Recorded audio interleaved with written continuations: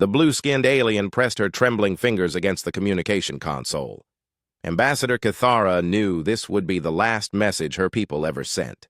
Around her, the command center shook as another explosion rocked their underground bunker.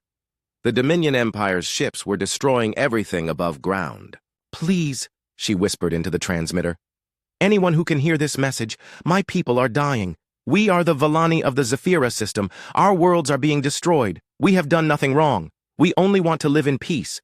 The lights flickered as dirt fell from the ceiling. Cathara could hear her people crying in the tunnels below, children who would never see another sunrise. Elders who had lived for 300 years, now waiting to die. "The Dominion Empire came 6 months ago," she continued. "They said we were in their territory. They said we had to leave or die. We tried to negotiate. We offered them resources, technology, anything they wanted. But they only want our worlds empty." Another explosion, closer this time. The communication array was failing. She had maybe minutes left before the signal died forever. "They have weapons we cannot fight. Ships that block out our suns. Bombs that turn our cities to glass. We are not a warrior people. We build gardens and study the stars. We have never hurt anyone." Cathara thought of her own daughter, somewhere in the tunnels below. Only 50 years old, barely an adult by Vallani standards. She would die before she ever had a chance to have children of her own. "If anyone receives this message, please remember us. Remember that the Vallani existed. Remember that we loved and dreamed and hoped for better days. Remember that we were here." The signal cut out. 3,000 light-years away, on a small monitoring station orbiting Earth's moon, Dr. Kim Hyo-ri was working the late shift again. She preferred the quiet hours when the other scientists went home. It let her focus on the deep space signals without interruption. The computer made a soft beep. A new signal had been detected from the galactic northwest. Kim Hyo-ri frowned at her screen. The signal was unlike anything in their databases. The mathematical patterns were clearly artificial, but the structure was completely alien. She ran the signal through the translation programs. Nothing. The pattern recognition software found some possible linguistic markers, but the language was totally unknown. Kim Hyo-ri felt her heart race. This was what every xenolinguist dreamed of, first contact with an alien intelligence. She called her supervisor, then her supervisor's supervisor. Within 2 hours, the small monitoring station was buzzing with activity. Scientists, military, officers, and government officials crowded around Kim Hyo-ri's workstation as she explained what she had found. "The signal is definitely artificial," she said. "Complex linguistic patterns, emotional markers, even what appears to be a countdown timer. But I need more time to translate it properly." Captain Lee Dae-ho stood behind her, studying the data. On her screen, he commanded the UES Thunderstrike, humanity's most advanced warship, currently docked at the lunar shipyard for repairs. He had been called in because the military wanted a combat officer's perspective on anything that might be a threat. "How long to get a basic translation?" Lee Dae-ho asked. "Maybe 12 hours for the basics, a few days for the details." "Do it," said Admiral Park Soo-jin, who had just arrived from Earth. She was the highest-ranking officer in the Human Defense Corps, and her presence meant this was now a top-priority situation. Kim Hyo-ri worked through the night. The alien language was beautiful, but heartbreaking. As she decoded more of the message, she began to understand what she was hearing. This was not a greeting or a scientific exchange. This was a death cry. By morning, she had enough translated to brief the military leadership. The conference room was packed with uniforms and serious faces. Kim Hyo-ri stood at the front, feeling small and nervous. "The message is a distress call," she began. "The aliens call themselves the Vallani. Their worlds are being destroyed by something called the Dominion Empire. Based on the signal timing and content, I believe we intercepted their final transmission before their communication. System was destroyed." The room was silent. Admiral Park Soo-jin leaned forward in her chair. "How far away?" she asked. "The signal originated from the Zephyra system, approximately 3,000 light-years from Earth. With our current FTL technology, we could reach them in about 6 weeks. Commander Choi Min-ho, head of military intelligence, spoke up. "What do we know about this Dominion Empire?" "Very little," Kim Hyo-ri admitted. From the context, they appear to be an aggressive spacefaring civilization that conquers other worlds. The Villani described them as having superior weapons and ships. And the Villani themselves? Admiral Park Soo-jin asked. They seem to be a peaceful species, no mention of weapons or military forces in their message. They describe themselves as gardeners and star watchers, non-violent. The room erupted in quiet conversations. Captain Lee Dae-ho studied the star. Charts on the wall display. Commander Choi Min-ho was already typing notes on his tablet. Admiral Park Soo-jin sat quietly, thinking. "Ma'am," Captain Lee Dae-ho said finally. "What are we considering here?" Admiral Park Soo-jin stood up. The room went quiet again. "We are considering," she said slowly, "what it means to be human." She walked to the star chart and pointed to a small dot that represented the Zephyra system. "Somewhere out there, an entire species has been murdered while we sat here, safe and ignorant. They sent out a cry for help, and by pure chance we heard it. The question is, what do we do about it?" Commander Choi Min-ho raised his hand. "Ma'am, with respect, we don't know anything about galactic politics. For all we know, the Villani were criminals or terrorists. We could be walking into a situation we don't understand." "That's possible," Admiral Park Soo-jin agreed. "But I've read Dr. Kim's full translation. This doesn't sound like a propaganda message or a trick. This sounds like genuine terror and desperation." She turned back to face the room. "More importantly, if this Dominion Empire is willing to commit genocide against a peaceful species, what happens when they expand toward Earth? Do we wait for them to show up in our solar system before we decide they're a threat?" Captain Lee Dae-ho nodded slowly. "A preemptive strike. Hit them before they know we exist." "Not just a strike," Admiral Park Soo-jin corrected. "A statement. If there are hostile civilizations out there, they need to understand that humanity is not easy prey." Dr. Kim Hyo-ri felt a chill run down her spine. She had expected a rescue mission, maybe a diplomatic contact, but the military leaders were talking about war with aliens they had never met. "Ma'am," she said quietly, "the Villani message suggests their people are already dead. We might be too late to save anyone." Admiral Park Soo-jin looked at her with eyes that had seen too many battles. "Maybe," she said, "but we can make sure the people who killed them understand that actions have consequences. And if there are any Villani survivors hiding somewhere, they'll know that someone answered their call." The meeting continued for 3 more hours. They discussed logistics, supply, lines, and combat strategies. Captain Lee Dae-ho volunteered his ship and crew for the mission. Commander Choi Min-ho began planning intelligence operations. Dr. Kim Hyo-ri was assigned to continue studying the alien language and any other signals from the region. But the real decision had been made in those first few minutes. Humanity had heard a cry for help from across the galaxy. They were going to answer it. As the meeting ended and people filed out, Admiral Park Soo-jin remained behind, staring at the star chart. Captain Lee Dae-ho approached her. "Ma'am, are we really going to war over aliens we've never met?" She turned to look at him. In her eyes, he saw determination mixed with something that might have been sadness.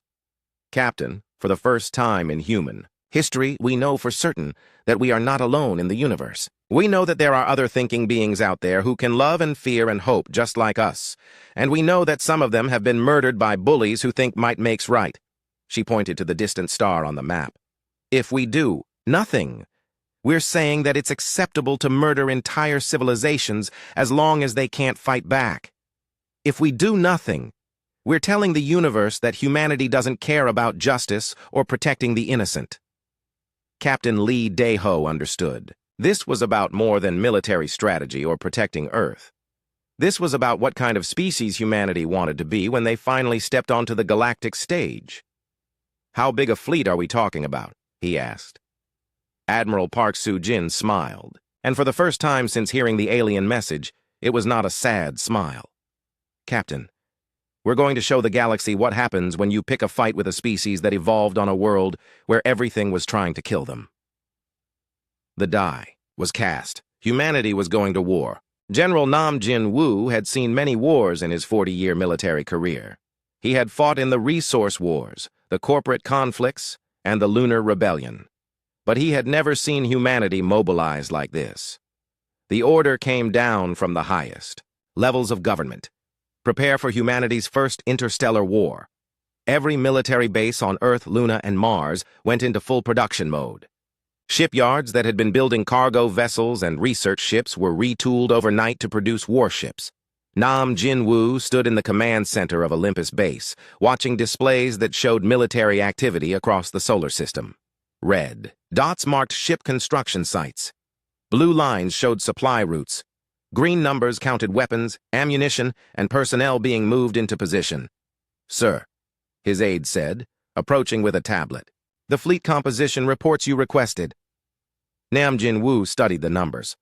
In 6 weeks, they had managed to assemble a force that would have been impossible just months ago. 200 ships of various classes, from massive dreadnoughts to small fighter craft, 50,000 personnel, enough firepower to crack planets. "Any word from the advanced scouts?" he asked. "Captain Yoon Sora's stealth ships reached the outer edge of the Zephyra system 3 days ago. They're maintaining radio silence, but their automated probes confirm the worst. The Volani worlds are gone, sir. Nothing but dead rock and radiation, Nam." Jin-woo closed his eyes for a moment. They had hoped to find survivors, maybe even mount a rescue operation. Instead, they were looking at the aftermath of a genocide. And the Dominion ships? Still there. 15 large vessels, apparently stripping resources from the asteroid belts. Captain Yoon estimates they'll be there for at least another month. Nam Jin-woo nodded. That gave them time to position the fleet properly. The Dominion had no idea they were coming. 3 sectors away, on the UES Iron Storm, Captain Seo Jun-ho was briefing his Marine commanders. The Iron Storm was humanity's newest assault carrier, designed specifically for boarding actions and planetary invasions. Her cargo bays held 2,000 of Earth's finest warriors. "Ladies and gentlemen," Seo Jun-ho said, looking at the faces around the briefing table. "What we're about to do has never been attempted before. We're going to board alien ships, fight alien warriors, and we have no idea what we're going to find."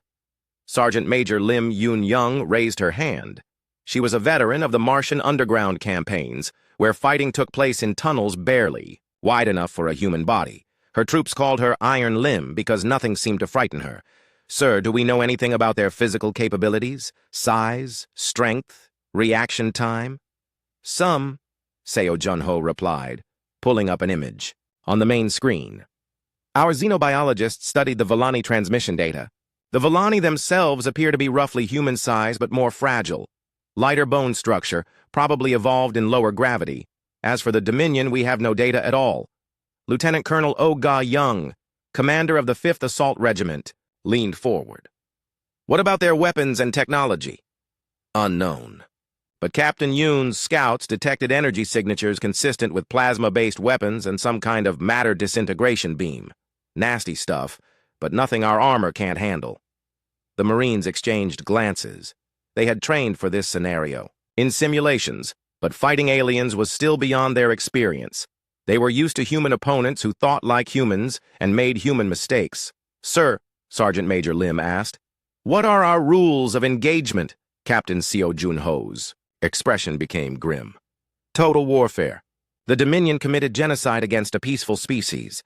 They are not entitled to mercy or quarter. Our objective is complete destruction of their fleet and personnel." The room was quiet. Earth's military had spent centuries developing rules of war, codes of conduct, and protection for prisoners. But this was different. This was humanity's first contact with an alien species, and that species had proven itself to be genocidal murderers. "Sir," Lieutenant Colonel O said quietly, "some of the troops are asking if this makes us any better than them." Seo Jun-ho had been expecting this question. It was the right question to ask, and he was glad his officers were thinking about it. "Colonel, the difference is that we're not killing them for their resources or their territory. We're killing them because they proved that they can't coexist peacefully with other sapient species. If we let them go, they'll just find another peaceful civilization to destroy." He looked around the room at his commanders. "We're not doing this because we enjoy killing. We're doing this because someone has to stop them, and we're the only ones in position to do it." Meanwhile, in the engineering sections of the fleet, tech specialist Bae Dong-hyun was putting the final touches on humanity's newest weapons. The scientists and engineers had worked around the clock to adapt Earth's military technology for space combat against unknown alien capabilities. The kinetic bombardment systems were his proudest achievement. Simple in concept, but devastating in execution. Tungsten rods accelerated to significant fractions of light speed, guided by AI targeting systems that could track multiple targets simultaneously. When they hit, they released energy equivalent to nuclear weapons, but without the radiation. "How many rounds do we have ready?" asked Commander Park, the chief weapons officer. 15,000 kinetic penetrators across the fleet, Bae Dong-hyun replied. Plus the experimental antimatter torpedoes, plasma cannons, and the EMP warheads. And the boarding equipment? Breach charges designed to cut through any known material, personal shields rated for energy weapons, and close combat weapons that should work regardless of alien physiology. Commander Park nodded approvingly. Humanity had learned long ago that the best way to win a fight was to bring weapons your enemy had never seen before.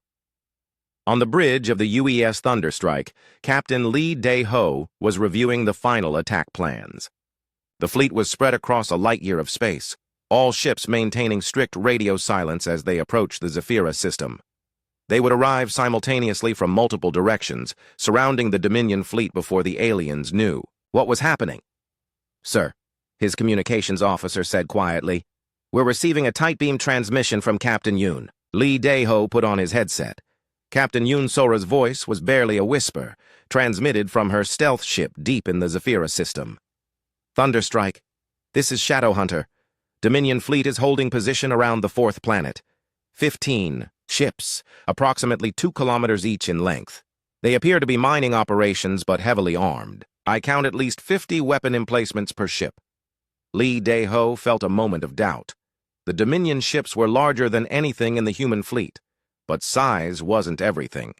Earth's warships were built for one purpose: destroying other warships as efficiently as possible. "Any change in their status?" he asked. "Negative. They seem completely unaware of our presence. Recommend attack commence as scheduled." "Understood. Shadowhunter, prepare to paint targets for the fleet." Lee Dae-ho switched to the fleet command frequency. Across dozens of ships, captains and crew members stopped what they were doing to listen. "All ships, this is Thunderstrike Actual. In 18 hours, we will engage the enemy. This will be humanity's first contact with a hostile alien civilization. What happens here will echo through history. We are not just fighting for the Vellani, though they deserve justice. We are fighting to establish humanity's place in the galaxy." He paused, thinking about the responsibility he carried. Earth's reputation among the stars would be decided in the next few days. The enemy has shown us what they are: genocidal murderers who destroy entire civilizations for resources. They think strength means being willing to kill the innocent. Today, they learn what real strength looks like. Flight Commander Hwang Tae-min was running final checks on his experimental fighter craft aboard the UES Stormcrow. The new fighters were barely tested, but they represented humanity's best guess at what would work in alien ship-to-ship combat. Fast, heavily armed, and designed to operate in the cramped interior spaces of enemy vessels. "Dragon Squadron, this is Dragon Lead," he said over his squadron's comm channel. "Final briefing in 10 minutes. Make sure your survival gear is secured and your targeting computers are calibrated." His 12 pilots acknowledged the order. They were all volunteers, the best fighter pilots Earth had ever produced. They would be the first humans to engage aliens in dogfight combat. Hwang Tae-min thought about his wife and daughter back on Earth. He had tried to explain to his 5-year-old daughter why Daddy had to go fight monsters in space. She had given him a drawing of a rocket ship with hearts on it and told him to bring it back when the monsters were gone. The drawing was taped to his instrument panel now. Across the fleet, similar scenes were playing out. Soldiers checking their weapons one last time.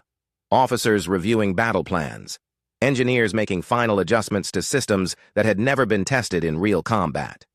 Admiral Park Soo-jin was on the flag bridge of the UES Leviathan, humanity's largest warship. Around her, dozens of staff officers coordinated the movements of 200 ships and 50,000 personnel.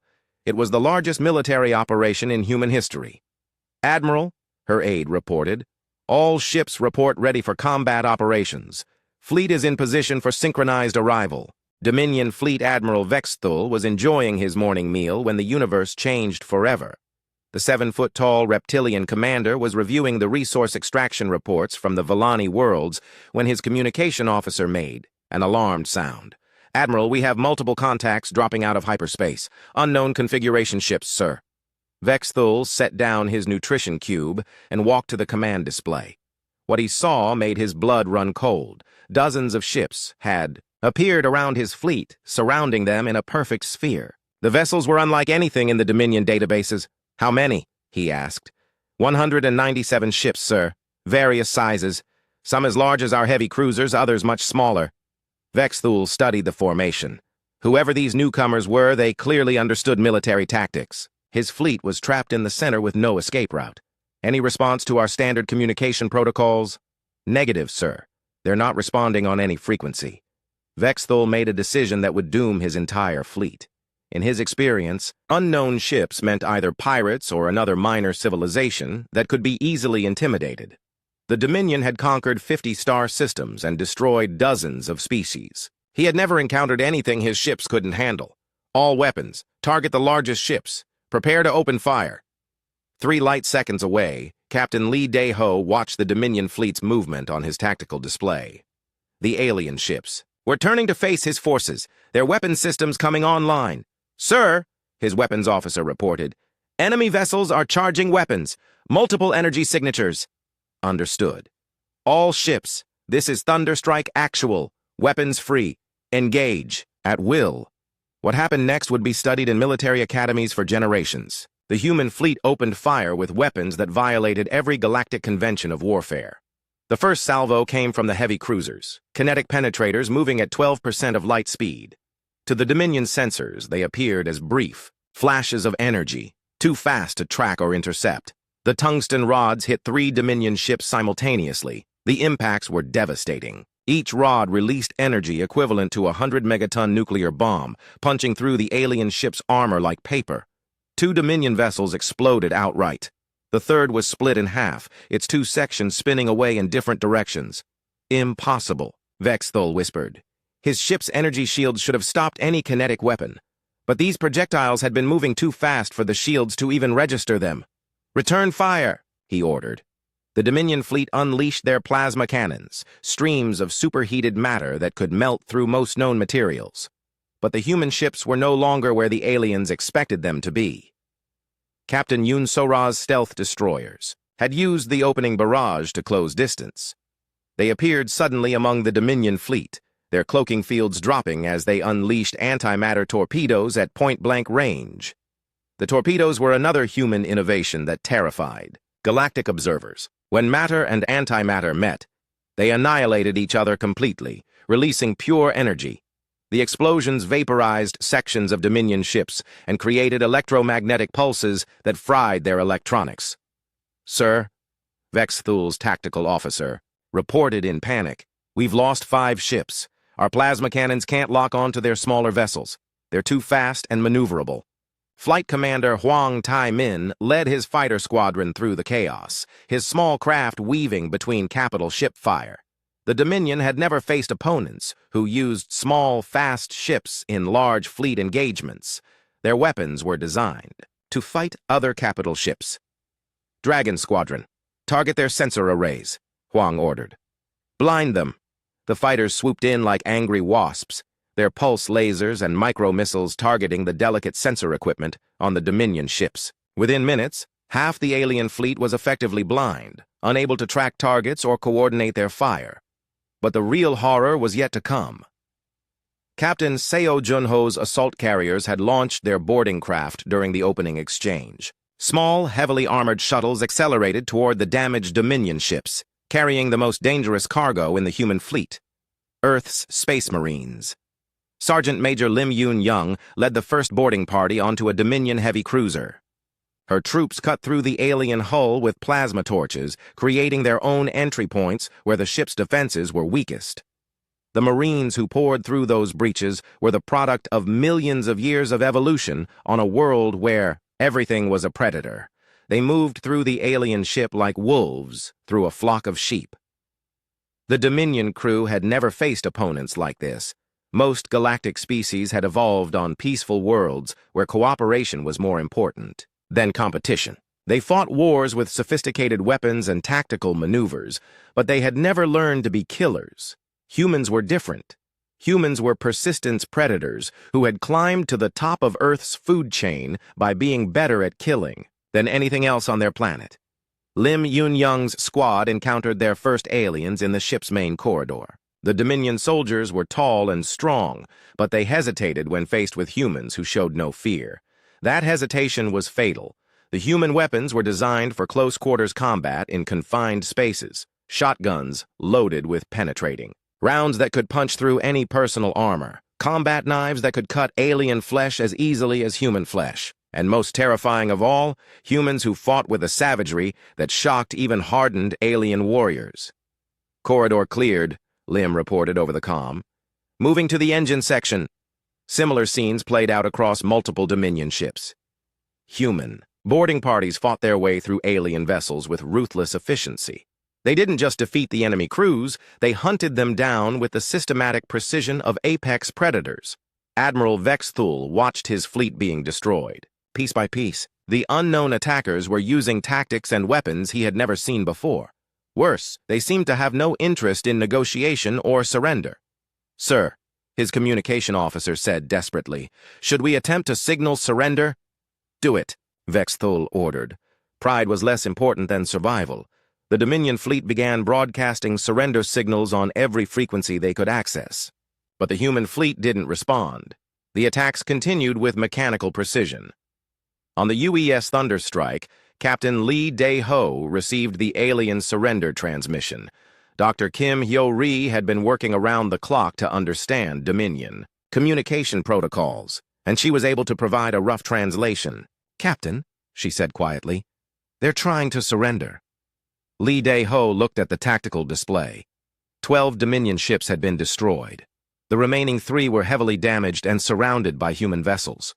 "Any sign of Volani survivors in their systems?" he asked. Kim Hyo-ri checked her sensors. "Negative, sir. The Volani worlds are completely lifeless. These ships are carrying resource extraction equipment and refined materials from the destroyed planets." Lee Dae-ho thought about Admiral Park Soo-jin's orders. The Dominion had committed genocide against an entire species. They had strip-mined the remains of Volani civilization. They didn't deserve mercy. "Continue the attack," he ordered. The final phase of the battle was more execution than combat. Human ships surrounded the last Dominion vessels and pounded them with overwhelming firepower. The aliens' attempts to fight back were futile against opponents who had brought weapons they had never seen before. The last Dominion ship exploded 4 hours after the battle began. In that time, humanity had completely annihilated a fleet that had conquered dozens of star systems. Not a single alien survived. As the debris settled, human ships began scanning for intelligence data and salvageable technology. Boarding parties searched the wreckage for computers and databases that might contain information about the broader Dominion Empire. Captain Seo Jun-ho stood on the bridge of his assault carrier, watching his Marines return from their missions. Many of them looked shaken, not by fear, but by what they had been forced to do. "Sir," Sergeant Major Lim reported, "all enemy vessels secured. We found extensive records of their operations in this system and others." "Any indication of other Dominion fleets?" "Yes, sir. This was just one task force. The main Dominion fleet is much larger, operating from a system about 200 light-years from here." Seo Jun-ho nodded. This had been just the beginning. "And the Volani?" Lim's expression darkened. "The records show the Dominion killed approximately 3 billion Volani across 7 worlds. Complete extermination, sir. They strip-mined the planets for rare metals." The bridge was silent. 3 billion people, an entire civilization, erased from existence for mining profits.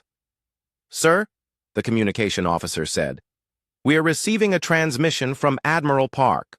The fleet is to remain in system for intelligence gathering, then proceed to the Dominion home territories." Captain Seo Jun-ho understood. This battle had been about justice for the Volani. The next one would be about making sure the Dominion never had the chance to commit genocide again. News of the battle spread through subspace communication networks, faster than anyone expected. Within days, every major civilization in the galaxy had received reports of the mysterious new species that had annihilated a Dominion fleet using weapons that seemed to violate the laws of physics. The emergency session of the Galactic Council had been called within hours of receiving the first reports. Representatives from 47 different species gathered in the Great Assembly Hall on Nexus Prime, their voices creating a cacophony of fear and confusion. Velthari Council leader Morgan called for order, his four arms gesturing for silence. As one of the galaxy's eldest species, the Velthari had seen the rise and fall of many civilizations, but they had never seen anything like this. "Fellow councilors," Morgan began, his translator converting his harmonic speech into various languages, "we have received disturbing reports from the Zephyra system. The Dominion fleet operating there has been completely destroyed by unknown forces." The assembly erupted in discussion. The Dominion Empire was one of the galaxy's major military powers. Their fleets had conquered dozens of systems over the past century. The idea that someone could destroy an entire Dominion fleet was almost impossible to believe. "What do we know about these attackers?" asked Councillor Zilthara of the Peaceful Union. Her species had evolved from prey animals and were naturally cautious about any new threat. "Very little," Morgan admitted. "Our monitoring stations detected massive energy releases consistent with kinetic bombardment and antimatter explosions. The weapons used appear to violate several galactic warfare conventions. A holographic display showed the aftermath of the battle. Debris fields where once mighty Dominion ships had been reduced to scrap metal. Energy readings that suggested weapons of unprecedented power." "Has anyone attempted to contact these newcomers?" asked Representative Colthan of the Engineering Guild. "Yes. The Peaceful Union sent a diplomatic vessel to the Zephyra system 3 days ago. They made contact with the unknown fleet." The assembly went quiet. First contact was always a delicate situation, but first contact with a species that had just demonstrated such devastating military capability was especially concerning. "What was the result?" Councillor Zilthara asked. "The aliens call themselves humans and claim to be from a system called Sol, approximately 3,000 light-years away. They agreed to send a representative to speak with the council." This caused another outbreak of discussion. A new spacefaring species was always significant, but these humans had announced themselves by destroying one of the galaxy's most feared military forces. "When will their representative arrive?" asked Morgan. "Tomorrow," replied Morgan's aide. "They are bringing a small escort fleet." The council session continued for hours, with representatives debating how to handle first contact with a species that seemed to view total warfare as acceptable. Some wanted to immediately classify the humans as a threat. Others argued for cautious diplomacy. Meanwhile, on Earth, President Kang Wubin was meeting with his top advisors to prepare for humanity's first diplomatic contact with alien civilizations. The reports from the Zephyra system had been encouraging. They had found evidence of a larger galactic community that appeared to be peaceful and organized. "Madam Ambassador," President Kong said to Xin Yejin, "you understand the significance of this mission. You will be representing all of humanity to species we have never encountered before." Ambassador Xin Yejin nodded. She had been Earth's top diplomat for 20 years, handling negotiations between Earth's various nations and colonies. But nothing had prepared her for this. "Sir, do we have any guidance on their political structure or cultural expectations?" "Some," replied Intelligence Director John Myung. "Our analysis of their communications suggests a democratic confederation of species. They seem to value consensus and peaceful resolution of conflicts." President Kang frowned. "That could be a problem. Our introduction to the galaxy was rather violent, sir," John Myung continued. "Based on the records we recovered from the Dominion ships, it appears the galactic community knew about the Dominion's actions but was unable or unwilling to stop them. We may have done them a favor." The meeting was interrupted by an aide who brought urgent news from the fleet. "Sir, Admiral Park reports they have discovered something significant in the Dominion data files. The Dominion Empire was apparently a client state of a much larger organization called the Harvester Swarm." The room went silent. President Kang gestured for the aide to continue. "The Harvesters appear to be artificial intelligences that view organic life as raw material for their construction projects. They have been operating in the galaxy's core regions for millions of years." Intelligence Director Jian took the report and read it quickly. Her face went pale. Sir, according to this data, the harvesters have destroyed thousands of civilizations. The Dominion was working for them, identifying and weakening potential threats before the main harvester forces arrived. President Kang understood the implications. Immediately, humanity had not just stumbled into a local conflict. They had discovered that the galaxy was being slowly consumed by machines that viewed all organic life as an impediment to their goals. How long before the harvesters reached this region? He asked. Unknown, sir.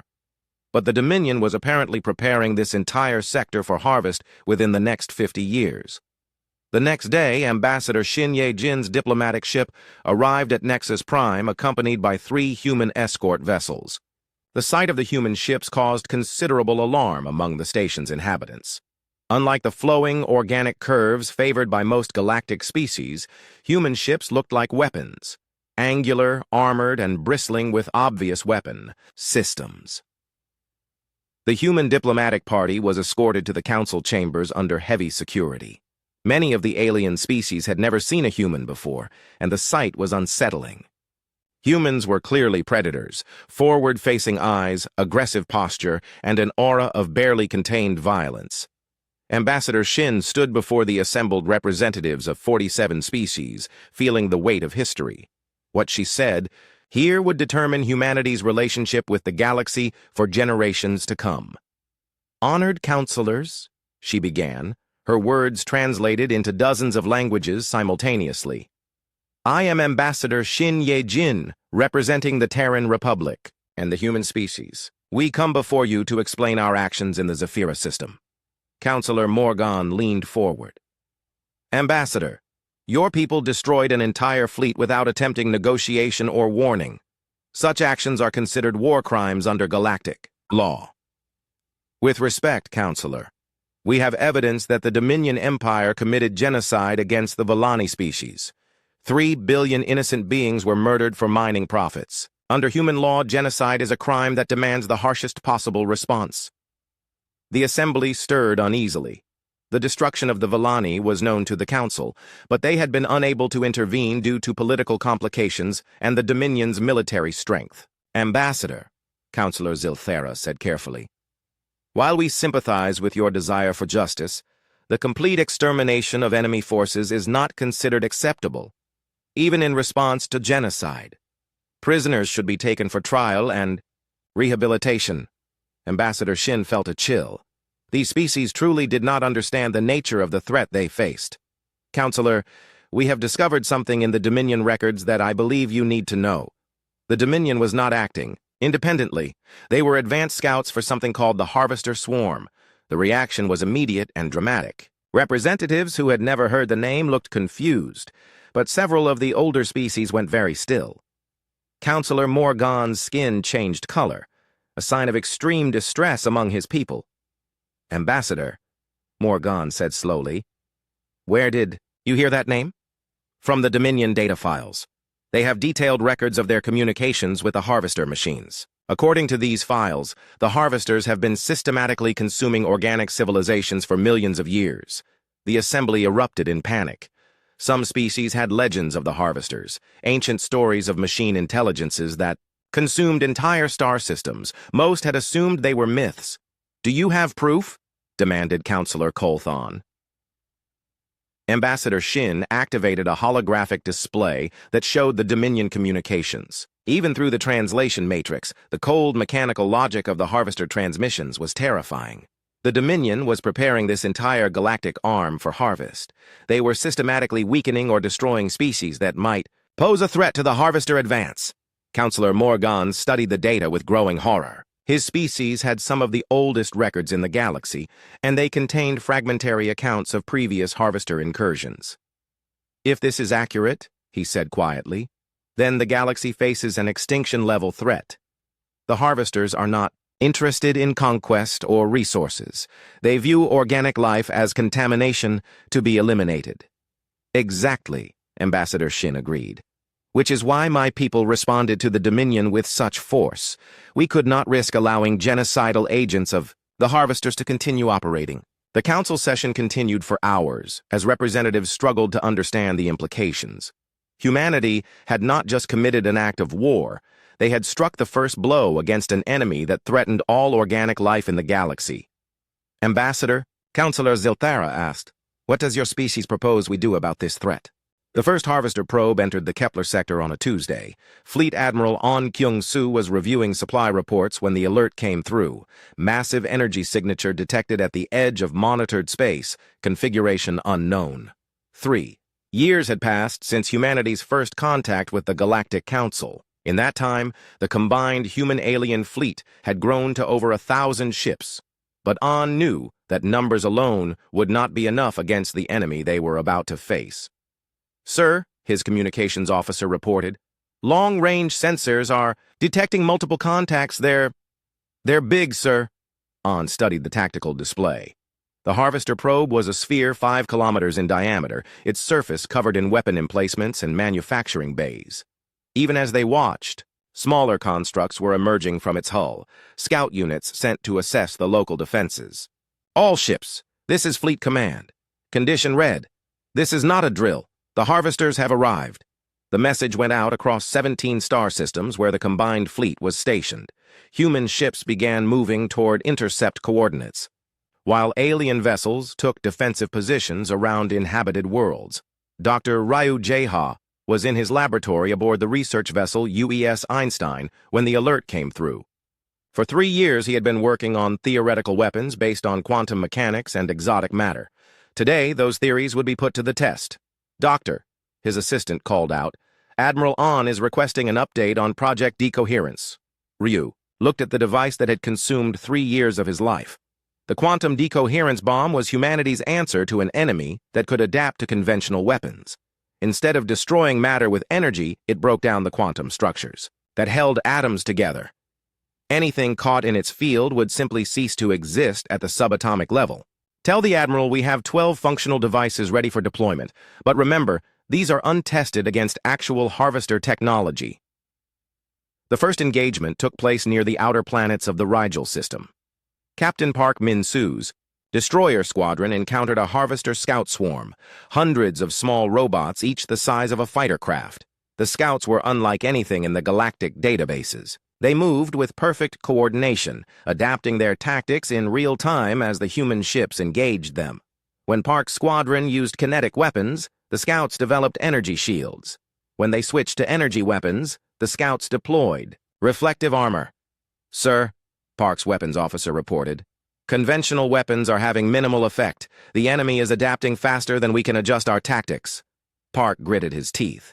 This was exactly what human strategists had feared. The Harvesters were not just advanced.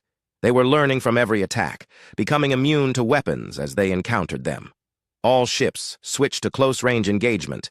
Ram them if you have to. These things can't adapt to getting crushed. It was a desperate tactic, but it worked. Human ships were built for punishment, with heavy armor and redundant systems. When they rammed the scout units at full speed, the delicate Harvester machines shattered like glass. But this was just the beginning. Colonel Yang Hyun-woo was leading a special forces team aboard the experimental stealth ship UES Ghost when they received their mission briefing. Intelligence had located what appeared to be a Harvester command node in the Vega system, a massive construct that was coordinating attacks across multiple sectors. "Gentlemen," Yang addressed his team, "our job is to plant a quantum decoherence device inside that thing. The science boys think it will disrupt their entire command network." His 12-man team was equipped with the best gear humanity could produce: personal shields, adaptive camouflage, and weapons designed to function in any environment. They were humanity's answer to problems that couldn't be solved with fleet actions. "Sir," asked Sergeant Kim Do-young, "what if the device doesn't work?" Yang smiled grimly. "Then we improvise, human style." The infiltration mission took 6 hours. Yang's team used experimental phasing technology to pass through the Harvester construct's hull, avoiding the automated defenses that protected conventional entry points. Inside, they found a maze of passages filled with manufacturing equipment and processing units. The Harvesters had been busy. The construct was consuming raw materials and producing new war machines at an incredible rate. Yang estimated it could build 1,000 scout units every hour. Target located. Yang reported. Over the comm. Central Processing Core 2 levels down. Deploying the device now. But as they approached the core, the harvesters detected their presence. Defensive units swarmed toward their position, spider-like machines with cutting tools and energy weapons. Yang's team fought a running battle through the construct's interior. Human training and adaptability against machine precision and overwhelming numbers. It was the kind of fight humans had been preparing for their entire evolutionary history. Device planted, Yang reported as they reached the extraction point. 30 seconds to detonation. The quantum decoherence bomb was silent when it activated. No explosion, no flash of light. But the effect was immediate and terrifying. A sphere of nothingness expanded from the device, and everything it touched simply ceased to exist. The harvester construct collapsed inward as its quantum structure unraveled. Within minutes, 5 kilometers of enemy machinery had been reduced to empty space. But the victory came at a cost. Yang's team was caught at the edge of the decoherence field. 8 of his 12 men didn't make it to the extraction ship. Fall. Destruction of the command node triggered a response that human strategists had hoped to avoid. The main harvester fleet began to move. Long-range sensors detected them first, thousands of constructs emerging from the galactic core, each one larger than anything humanity had ever built. The smallest were 10 kilometers across. The largest defied comprehension, mobile space stations that could house entire manufacturing civilizations. Admiral Ahn stood on the bridge of the UES Leviathan, now the flagship of the largest military force in galactic history. Representatives from 37 species had contributed ships and personnel to the combined fleet. But as he looked at the sensor readings, he knew it wouldn't be enough. Admiral, his tactical officer reported, the enemy fleet is... Sir, we're counting over 50,000 individual units. Mass estimates suggest their total fleet outweighs ours by a factor of 100. Ahn nodded calmly. He had expected this. The harvesters had been building for millions of years, consuming entire civilizations to fuel their expansion. Humanity had been preparing for 3 years. All ships. This is Admiral Ahn. Today we fight not just for our own survival, but for every species in the galaxy. The enemy believes organic life is inferior to their mechanical perfection. Today we prove them wrong. The battle began at the edge of the Sol system, Earth's own star, where humanity had first learned to build spaceships and dream of reaching other worlds. The harvesters attacked with overwhelming force, waves of constructs that blackened space itself, but they found themselves facing an enemy that fought like a natural disaster. Human ships didn't just engage the harvesters. They tore through them with weapons that violated every principle of civilized warfare. Antimatter bombs that turned space itself into a weapon. Kinetic projectiles that moved so fast they created temporary black holes when they hit. And most terrifying of all, the quantum decoherence weapons that deleted enemy ships from existence. Lee. Mincio's artificial intelligence area coordinated the human fleet with inhuman precision. While alien crews struggled to keep up with the pace of battle, Arya was simultaneously controlling thousands of weapon systems, plotting optimal firing solutions, and coordinating fleet movements across light years of space. Arya, Admiral Ahn, said, analysis of enemy adaptation rates. The harvesters are learning from our attacks, Arya replied in its synthesized voice. However, their adaptation rate is limited by their programming. They cannot adapt to weapons that operate outside their understanding of physics. Meaning, the quantum decoherence devices are causing them significant confusion. They are programmed to adapt to energy and matter-based weapons, but they cannot adapt to weapons that delete the target from reality. The battle raged for 6 days. Human ships fought with the desperate creativity of a species that had learned survival on a world where everything was trying to kill them. When conventional weapons failed, they improvised. When enemy shields adapted, they found new ways to bypass them. The turning point came when Colonel Yang led a desperate assault on the Harvester Fleet's central intelligence. The massive construct was protected by thousands of smaller ships, but Yang's Special Forces team had learned to think like harvesters. Instead of fighting through the defenses, they allowed themselves to be captured. The harvesters, programmed to analyze and understand their enemies, brought the human soldiers inside their central intelligence for study. That was their mistake.